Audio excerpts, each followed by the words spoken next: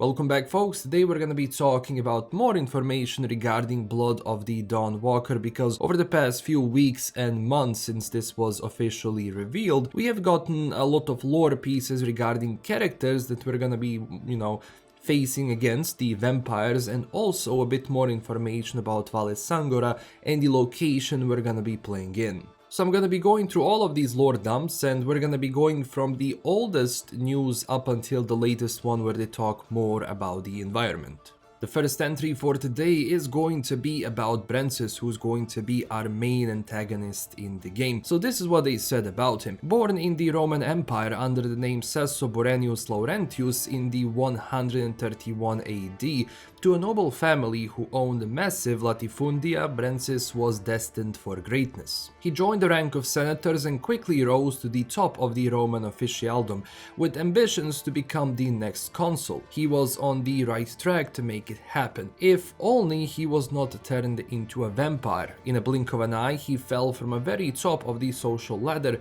to its very bottom, but his hunger for power remained. So this is quite cool, especially because we're actually getting a character who has been born in the Roman Empire and he has been alive ever since this day. And we also know that the longer the vampires are alive in this universe, the stronger they become. Also, we can see by their teeth, the more teeth a vampire has, like the older it is and the more powerful that vampire actually becomes. Now we're going to talk about the other vampires, the one which arrived with him in Vale Sangora. So first off is Bakir, who is this, fella who looks like Genghis Khan. So this is what it says about him. Some men just want to see the world burn, and Bakir is one of them. As human, he spent decades galloping across the dry steppes of Central Asia, burning, trampling, and pillaging as he went. He thirsted for blood even before he was turned. For centuries, he hid in the shadows and resented it.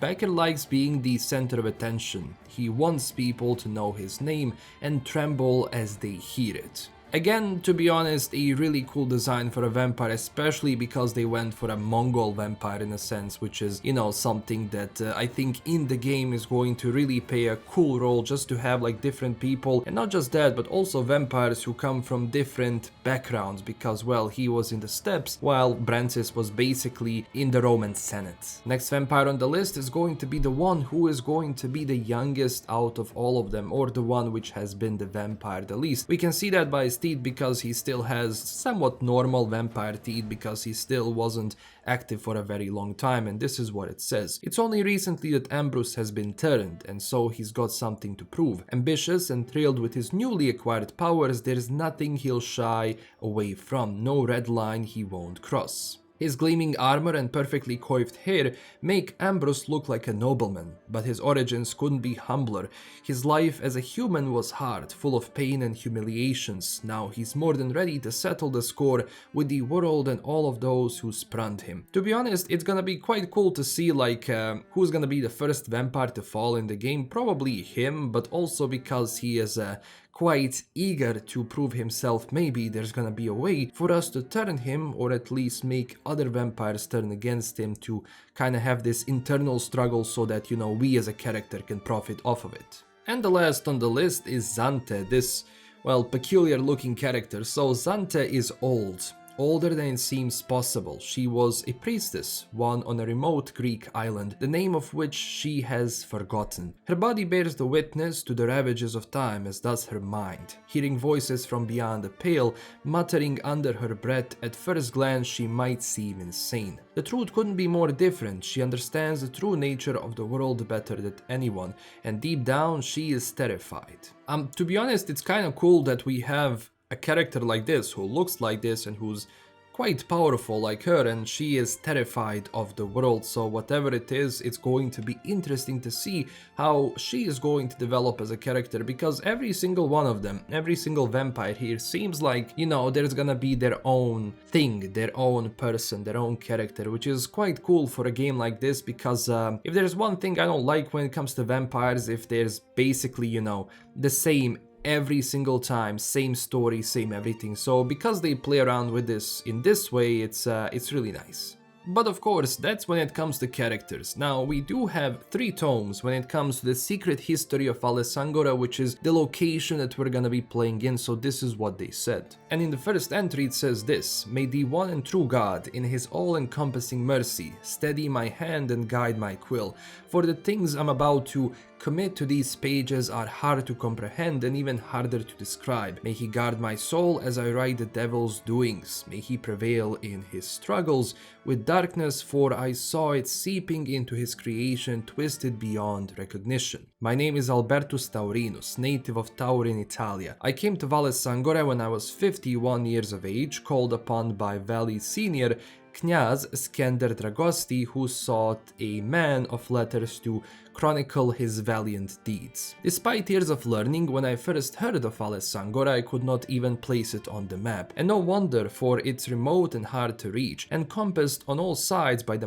mighty Carpathians, it is accessible solely through narrow gorges, and only in the summer months. But as I was to learn, these passages were dangerous to travel even then. I set out towards Vale Sangora with my prior's blessing and in the high spirits, accompanied by armed guards and servants. Our journey from Italia was to take 2 months. It lasted twice as long, and most of our party did not survive it. So it does seem that ultimately the Vale Sangora is going to be a really remote place for everyone else. That means no wonder that you had this twist where vampires basically took over, locked it out, and that's about it. There was no way for you to enter except some people who are gonna be entering and leaving, which we already know about, like those agents that we're gonna be able to contact, you know, as we play the game. And in the latest tome which has been released, this is what it says. It's basically a continuation of like what was being talked about here. So as a native Turin, I was no longer a stranger to mountains and their many dangers, and so in my arrogance I thought myself well prepared for crossing the Carpathians. God saw it proper to punish me for this hubris. Throughout our passage we were followed by packs of wolves,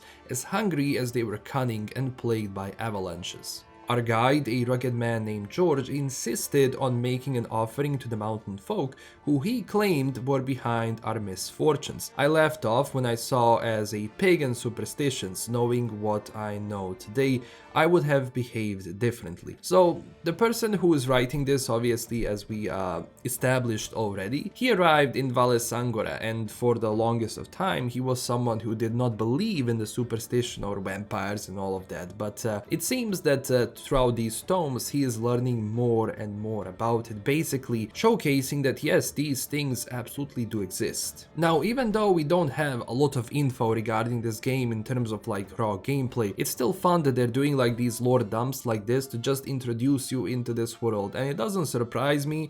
Because of the writers and who's involved in this, I expect the lore of Dawnwalker to be incredibly dense, especially as they, obviously, if everything goes well with the first game, as they're gonna be moving into sequels. Because they said they want to make a saga out of this, I'm wondering like this is most likely going to be our introduction to everything. So whoever these characters were, like these vampires, it's gonna be interesting to see like how it develops further, and what happens later on for us, that we elevate through that and what other vampires we're going to fight, but for the time being this is really good. Now of course I'm going to continue to follow this game as they release more info. I was just waiting for them to release a lot of info before I actually start making a video, because if I were to make a video around every single like let's say post that they do here, it would be annoying. So here you can kind of have like an introduction into like the characters and the world, and later on we're gonna be expanding that as they, you know, provide more information and as we get more information in general. So let me know down below in the comments what do you think about all of this, and if you enjoyed this video don't forget to smash that like and subscribe button for more. Also check us out on Twitter and Discord, and huge thanks to my current Patreon supporters. This is LKM signing out, and I will see you very soon with a new video. Bye bye.